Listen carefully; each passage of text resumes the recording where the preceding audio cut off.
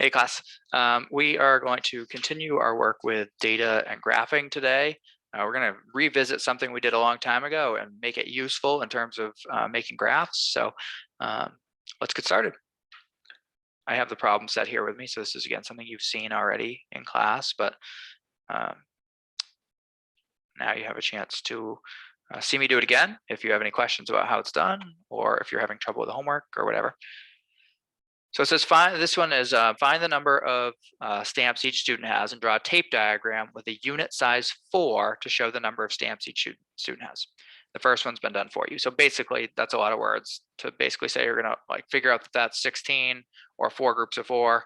So you're gonna make 4 groups of 4 in a tape diagram here. This one's 2 groups of 4, so you're gonna have 2 groups of 4 in a tape diagram. So this first part, each stamp is each picture is one stamp. This first part is something that we've done like 100 times this year.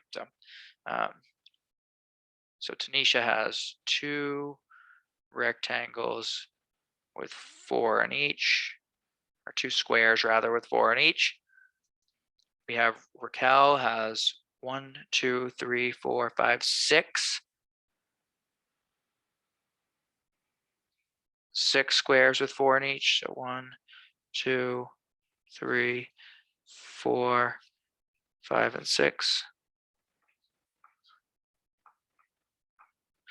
And Anna has 1, 2, 3, 4, 5, 6, 7, 8.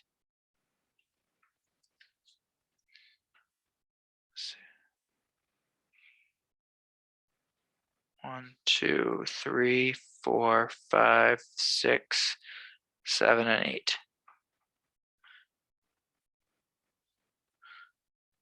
Okay, so you might be asking yourself, like, yeah, we did this a long time ago. We did tape diagrams with multiplication forever ago. Why are we doing it now? And the reason is right here. Explain how you can create a vertical tape diagram to show this data. So basically what they're saying is, like, we can go like this to make a graph. Like, now it's vertical. Now it's going up and down, right? Like, if the bottom's there and the side's here, if that's my graph, now I've stacked them vertically. Like, I've made it so that I can look at it a different way. Before it was horizontal, going side to side. So they all started here. We measured which one had the most by which one extended furthest to the right. Well, I can change that by flipping it vertically, stacking them on top of each other rather than next to each other. And I can see, compare them by, the one that's the lowest total is the one that's the closest to the bottom here. And the one that's the highest total is the one that's extends the highest up vertically on our graph there. And so that's what that second part is asking you, is basically that you can flip your tape diagrams vertically and create a graph there to compare the size of, in this case, each person's stamp collection. And so we're going to do exactly that here. It says create a vertical tape diagram using the information from problem 1. So I need to cheat again. We had let's see, 16, 8, 24, and I think 32. All right, so I'm going to draw that same thing. I'm just rotating it vertically now. So I have 4 and 4. Raquel had 6 of them. So I'm going to draw. Oh, I need to add one to the top here.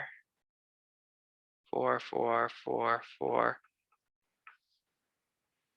And Anna had 8, so we'll go all the way up for Anna.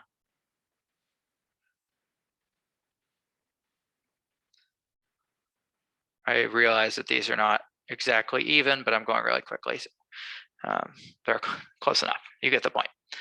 So there, I've done exactly what I had here. I just flipped it vertically. You'll see if you take a mental image of that, it looks exactly like this when I rotated it vertically.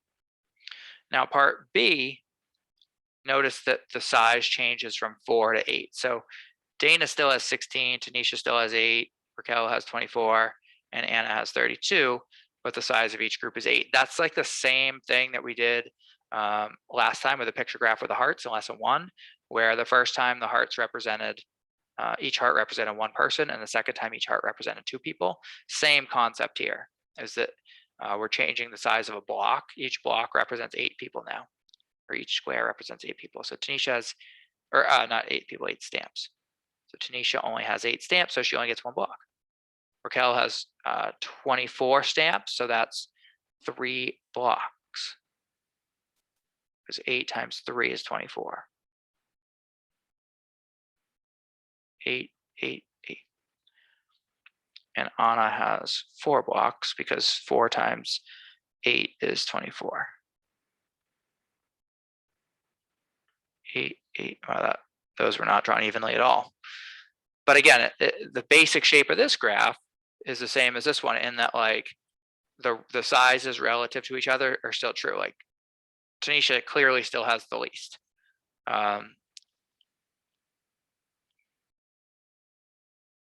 Dana still has the second least. Raquel has the third least, and Anna has the most. Like, in both graphs, that's still true. What is a good title for the vertical tape diagram? So you could say size of stamp collections.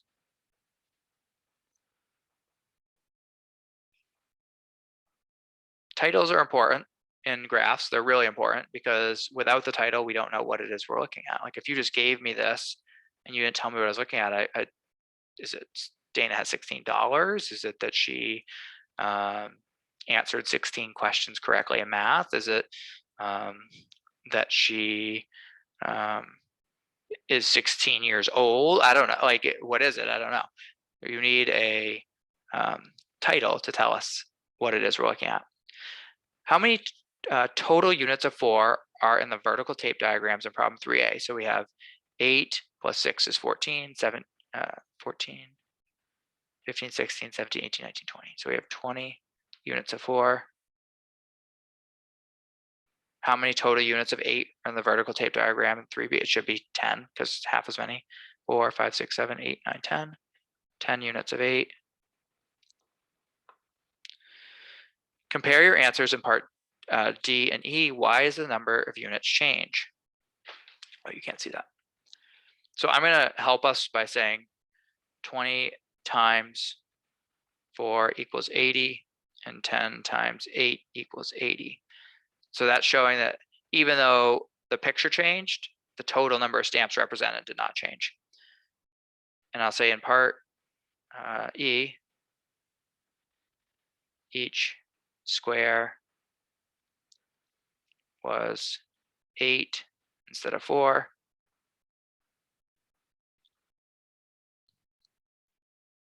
Since 8 is 2 times 4, you only need half as many blocks or squares.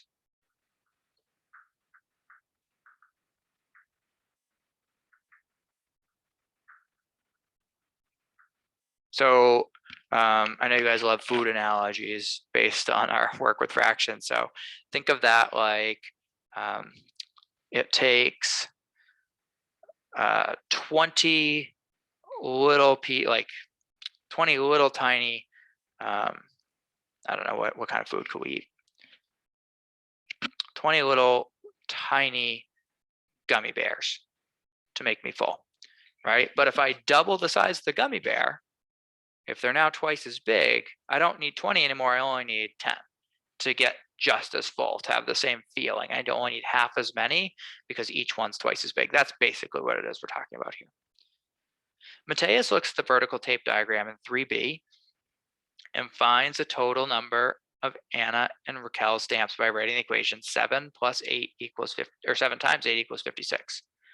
Explain his thinking. So he did 7 times 8 equals 56. So he has 7 boxes. Each box equals 8. That's how he did it. So if we look up here, he looked at these 2 people and he said there's 7 total boxes, 1, 2, 3, 4, 5, 6, 7. And each one is worth 8. So 7 times 8 equals 56. That's how we do that. All right, so we used a familiar tool today. We used a tape diagram, something we've used a lot this year, and we were able to rotate. Usually, we just draw those, left to right, horizontally. We were able to flip those vertically, and start to create some graphs so that we can compare the size of things, um, looking from what's the tallest and what's the shortest, rather than what extends furthest to the right if they all start in the same place on the left. And that's, you could see graphs written or drawn both ways, but most commonly you will see them vertically, especially at this point in your careers. So we're going to start to get you used to seeing those things, because that is what you're going to be experiencing the most as mathematicians here in the near future. All right, guys, let's move on to lesson 3. I hope you are feeling real confident. You're doing a great job with this stuff, and I'm feeling real good about it. So I hope you are too.